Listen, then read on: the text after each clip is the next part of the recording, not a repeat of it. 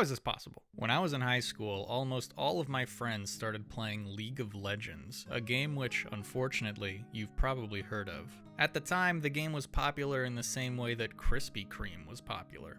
Literally everyone had heard of it, and most people I knew had tried it at least once, myself included. But like Krispy Kreme, the global fascination wore off over time, and we all realized the same thing. Maybe Krispy Kreme wasn't that special after all. Maybe it was just better than average donuts.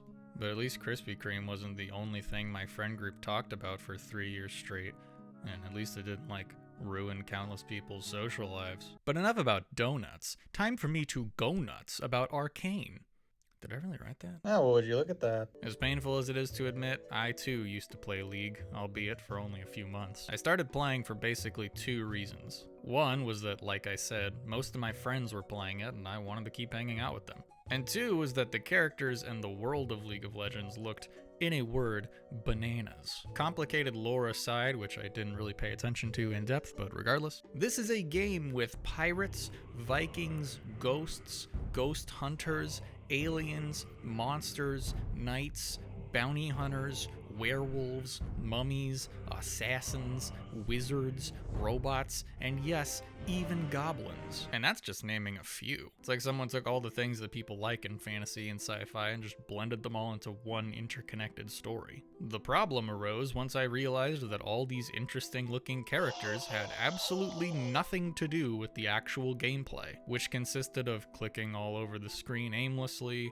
using flashy attacks only when the cooldown timer lets you, and eventually losing after an hour of quote-unquote gameplay. And that's just one round. It'd be like showing someone the cast of Star Wars and then revealing that Star Wars is actually a cookbook with dollar store stickers of the characters lazily plastered on the pages covering up half the recipe. Like, the characters of League of Legends might as well just be decorations if they aren't gonna actually interact or do anything interesting. Which is why I actually wasn't all that surprised when I heard that Arcane, a Netflix animated series based on League of Legends, was actually pretty good. Because you gotta remember that what drove me to the game in the first place was the characters. So when I heard that a show where they actually got to be characters existed, I was pretty receptive to the idea that this might actually be worth my time. And holy cannoli, guys, people are not exaggerating. I kid you not, Arcane is one of the best shows I've seen in a while, and that especially rings true when it comes to animated shows.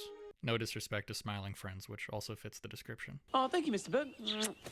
You see, when you get to be my age, you've seen a whole lot of films and shows, not all of which are worth remembering. So it makes particularly good shows and films worth talking and thinking about. You know, I'm something of a film guy myself. In the past few years alone, I've seen around 400 movies for the first time, and a fair amount of shows to go along with them. Some of you might hear that and go, those are rookie numbers, kid, you gotta bump those up.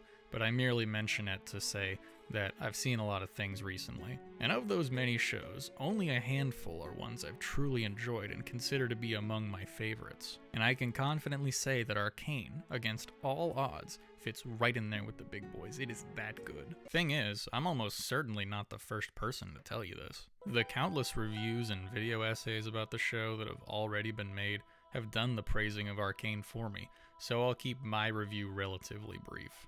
Arcane is a show that lets you enjoy the rich world of League of Legends without actually having to play League of Legends. Now honestly, that should be enough to sell you on the show, but I'll explain a bit. The character work is so concisely written and thoughtful. I've felt more connected to this group of characters and the world they inhabit in just 9 episodes than some shows can make me feel in their entire multi-season runtime. Every arc makes perfect sense, and no one character feels shallow or underdeveloped. Not to mention that they're all very well performed by a truly talented voice cast, with each actor giving genuine nuance and emotion to their role.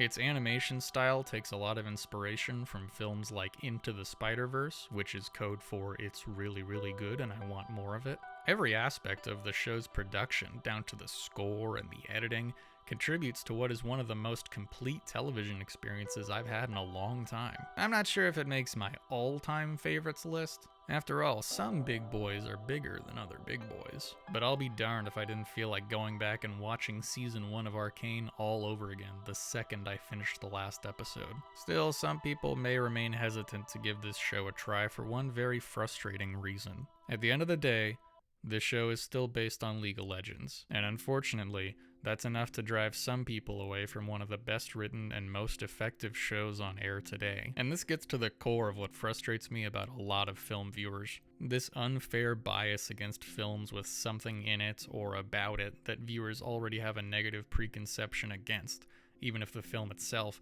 isn't really associated with that thing or the person's past works. Take my boy, Adam Sandler, for example. If you hate Adam Sandler's film career, I mean, that's your prerogative. But it'd be a shame if your thoughts on his career prevented you from watching something like Uncut Gems, or Punch Drunk Love, or any of the other quality films he's made. Adam Sandler's in it? Nah, I don't like Adam Sandler. I'm not even gonna give it a chance. Nothing bums me out more than a statement like that when I tell someone about a film or a show they should check out. You see, I'm of the opinion that any piece of media has the potential to be good, regardless of who's involved or what it's based on. At the end of the day, if the story's good or it's really well made, I'm able to look past my distaste for an actor or a genre or whatever. Now, if you just genuinely don't want to watch something or listen to something because you actually don't want to, or someone involved like personally wronged you, I don't know, that's fine. Ultimately, it's up to you what you consume, and that's cool. But wouldn't it be a shame if someone just didn't watch Good Time, or The Lighthouse, or Tenet, just because the guy from Twilight is in it? Thankfully, in that case, Twilight Association hasn't ruined too many of the actors' careers that were involved, considering that one of them just got nominated for an Oscar, one of them is Batman, Taylor Lautner. My point here being that it's a genuine bummer anytime something gets written off just because it's a horror movie, or it's a country song, or it's a film with Seth Rogen in it. Now, is it a bad horror movie, or a bad country song, or a bad Seth Rogen film? Well, then that's another story. But if you've heard something's good from either a friend or someone online that you watch all the time, I think you should at least give it a shot. And who knows, you might even find something you really enjoy.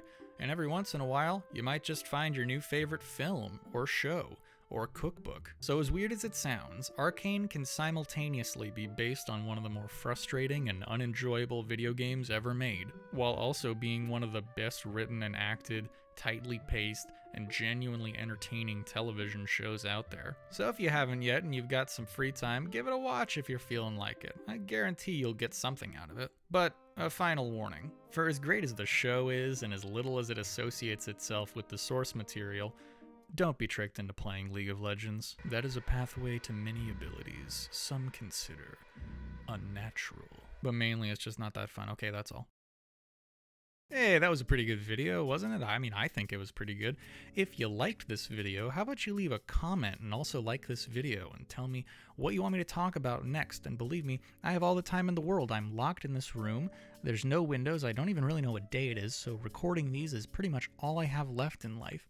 Also, if you haven't subscribed to the channel yet, make sure to hit that big red juicy subscribe button so that you can see more videos like this and more videos we're going to create in the future, and also our podcast That Was Mint, which releases videos pretty much whenever we feel like it. It's a really good time, and I hope you enjoy it. Thanks again for watching, and if you don't do all the things that I just told you to do, I will personally send Dr. Mundo down to find you and give you a big ol' hug. And he's not going to stop hugging until you hit the subscribe button and hit the like and do the comment stuff, and he's just going to keep hugging you. And I guess if that's your thing and you want a Dr. Mundo hug forever, that's okay. That's good for you. But if not, then I would get to pressing buttons. Okay, that's all I got for today.